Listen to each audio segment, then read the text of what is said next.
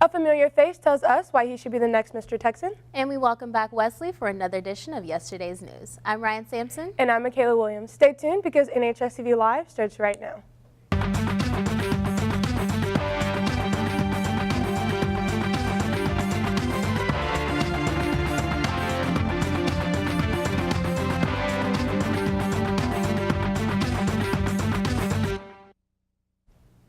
Sophomores, juniors, and seniors, you can find out your dream job on April 18th at 8:30 a.m. by taking the ASVAB Career Exploration Program in the lecture hall.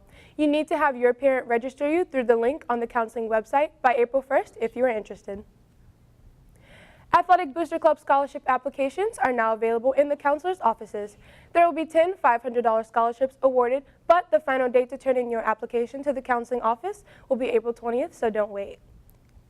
Plenty has happened in the past years, and Wesley is ready to catch you up on what you might have forgotten about.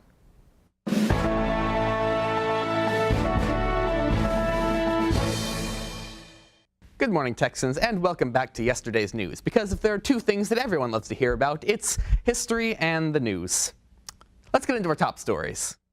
This week's episode begins with the end of an era as the U.S. withdrew its last remaining forces from the Vietnam War. Our troops have been on the front lines for 12 years at that point, supporting South Vietnam in their fight against communist North Vietnam. But early on, it became clear that that conflict wasn't ending anytime soon.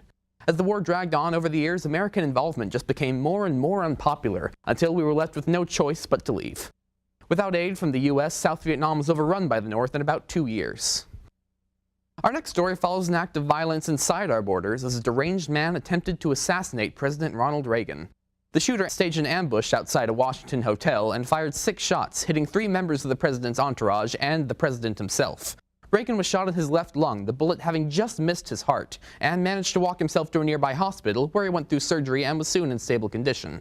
The shooter was apprehended and later confessed that he only attempted the stunt to win the attention of actress Jodie Foster. The man, who was obviously mentally ill, was checked into a mental institution where he remains to this day. And we close it all off with a surprising find that would end up saving the Academy Awards.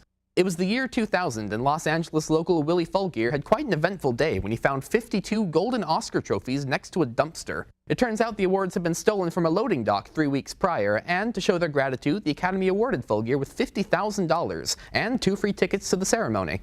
3 statues were still missing, though. 1 was recovered in Florida a few years later, and the other 2 have yet to be found. And that's the way it was. Be sure to tune in again next week when our country will be shaken by the loss of an icon. But until then, Texans, thank you for watching this week's edition of Yesterday's News.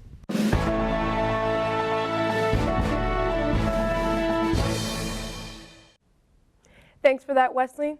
Texans, the rescheduled blood drive will take place on Monday, April 2nd in the South Gym. Sign-ups are with Miss Woodard in room 636 and during all lunches. We recently had many of our Northwest Texans compete in various UIL competitions. Amazing job to Derek Maynard for receiving first in computer applications and Nathan Geraci for also receiving first in prose interpretation. Congratulations to all the students who competed and placed in all events. We are incredibly proud of you. With the pageant getting closer and closer, the competition is heating up. Here is your next Mr. Texan contestant.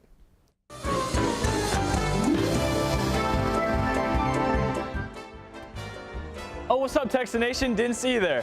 I am Kiro O'Connell, and I'm one of the 10 guys running for the Mr. Texan title.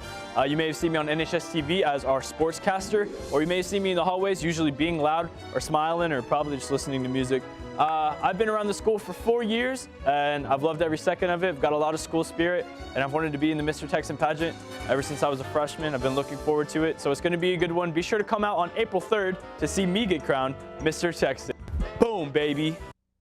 That guy looks familiar. I've never seen him before, but okay. Maybe he's in the hallway. Good luck. Good luck on the competition. Texans, one last minute announcement. If you're interested in being a link leader for 8th grade tours and fish camp, please go by to room 636 to sign up. The last day to sign up is April 5th.